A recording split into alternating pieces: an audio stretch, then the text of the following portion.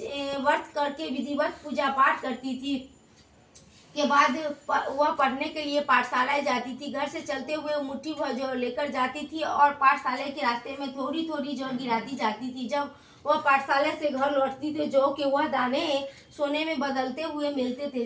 लड़की सभी सोने के दाने बीन लाती थी। एक दिन वह जब सोने के दाने को साफ कर रही थी तो उसकी माँ ने कहा, बेटी सोने के दाने साफ करने के लिए सोने का सूप भी होना चाहिए। अगले दिन बृहस्पतिवार का दिन था। उसने भगवान बृहस्पति देव की पूजा करते हुए प्रार्थना की, हे भगवान, यदि मैंने आपका व्रत विधिवत किया है तो मुझे पूजा सोने का सूप दे दो।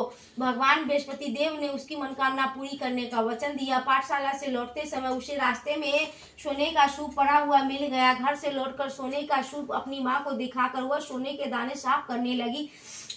उसी समय नगर का राजकुमार उसके घर के पास से गुजरा। उस सुंदर लड़की को सोने के सूप में जौ साफ कर देखकर राजकुमार उस पर मोहित हो गए। महल में लौटकर राजकुमार ने राजा से लड़की से विवाह करने की इच्छा प्रकट की तो राजा ने ब्राह्मण को महल में बुलाकर राजकुमार से उसकी लड़की के से विवाह करने की बात कही। ब्राह्मण तैयार हो गया। धूमधाम से उस लड़की का विवाह राजकुमार से हो गया। दुल्हन बनकर ब्राह्मण की लड़की महल में चली गई। लड़की के चले जाने से ब्राह्मण फिर से निर्धन हो गया। उसे कई दिनों तक भोजन नहीं मिलता था। वह बड़ी दुखी होकर ब्राह्मण एक दिन अपनी लड़की के पास गया और अपने पिता से निर्धनता का समाचार सुनकर उसने बहुत सा धन देकर पिता को विदा कर दिया। उस धन से ब्राह्मण के कुछ समय दिन तो आराम से गुजर गए, लेकिन जल्दी ही फिर भूखे मरने की हालत हो गई। ब्राह्मण अपनी लड़की से धन लेने के लिए फिर महल में पहुंचा। लड़की ने पिता की बुरी हालत देखकर कहा, पिताजी,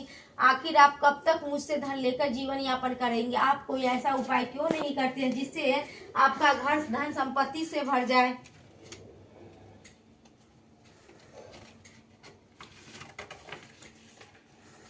ब्राह्मण ने कहा, मैंने तेरी माँ को बहुत समझा लिया है पर उसकी समझ में कुछ नहीं आता है। उसका फुरपन नष्ट हो गया हो तो घर की निधनता भी दूर हो जाए। तब कुछ सोचकर लड़की ने पिता से कहा, पिताजी, आप कुछ दिनों के लिए माँ को मेरे पास छोड़ जा। तब कुछ सोचकर ब्राह्मण पत्नी को लड़की के पास महल में छोड़ आया।